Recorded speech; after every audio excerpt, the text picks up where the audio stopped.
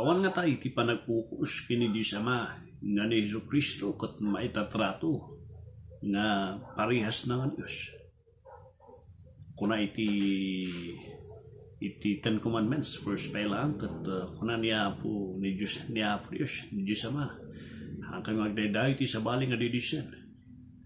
Pagdanon iti Colossians, na ikumparamat ni Hesus Kristo nga isuna kat equal iti Diyos. Dahil nadal tayo iti Colossians chapter 1 verse 15, 16, 17, 18. Iti pangkitaan tayo nga iti panaka-describe kan panaka-isurat na no sino ti kinasasino ni Hesus Kristo kat may samot na equal kini Diyos Ama. Hangat nga imon ni Diyos Ama nga dagitoy nga attributes ni Diyos Ama kat ibagbaga ni Apostol Pablo nga adamat kanya na kan kasjaymat ni Hesus Kristo. Na yung mga nabi ka na kayo kakailan ada tayo iti verse by verse tayo iti Colossians. It's already night. Kasi iti record tayo sumatichin puti panagawid ta. Makainanakat kastoy makarecord tayo. But I'm so thankful iti dati nga gundaway nga adalan tayo iti kinagpaiso na ito eh.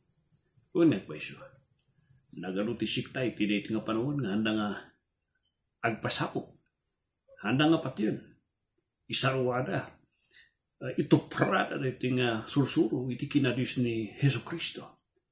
Ngam kitaan tayo iti sa Diyos, Colossians chapter 1, ipukpukaw na.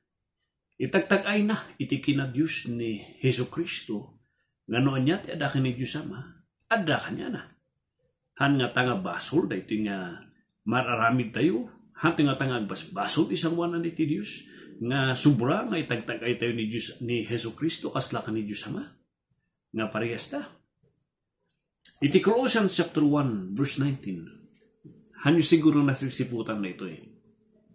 But here is a verse that will show us iti maysa nga kinagpaiso iti puso kon panunot ni Diyos Ama. May panggap iti kinasasino ni Kristo Jesus. Laglagi po nyo rito eh. Naimon niya po Diyos. Kuna na James, hana nga kayat iti kabit. Tadumanga ni Diyos yan. Kagurguran na diya. Itata. Naikumpara ka naiparikas ni Kristo kini Diyos Ama. Kanya nga itirik na. Kuna na Apostol Pablo, for it pleased the Father that in Him should all fullness dwell. Naragsakan ni Diyos Ama nga kanya na, referring kini Hesus Kristo, nga kini Hesus Kristo, amin nga kina Diyos, all the fullness. Referring di 15, 16, 17, nga amin nga kina Diyos nga, may parehas kini Diyos Ama, adamot kani Kristo Jesus, hana nga inimunan kan, hana nga sinakit itinakam, abay nga, iparparehas mo tibagim kanya. Neh, hana nga mabalin na, siyaklata tinangat nga ito ah.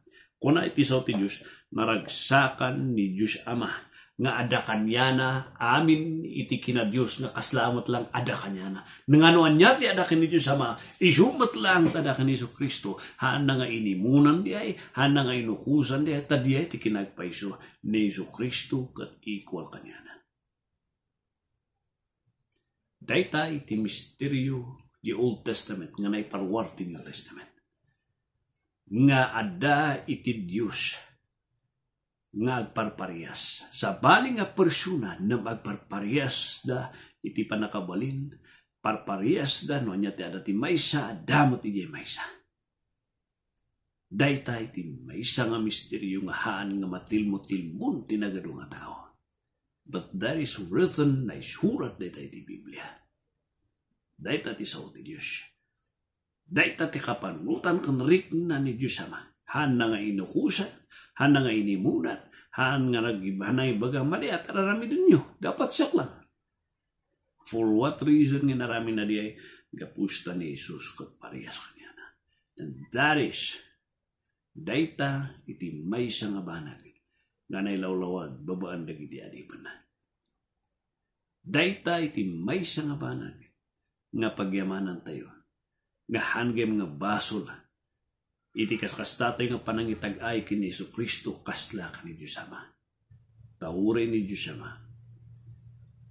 Awan ti sakit tinakam na.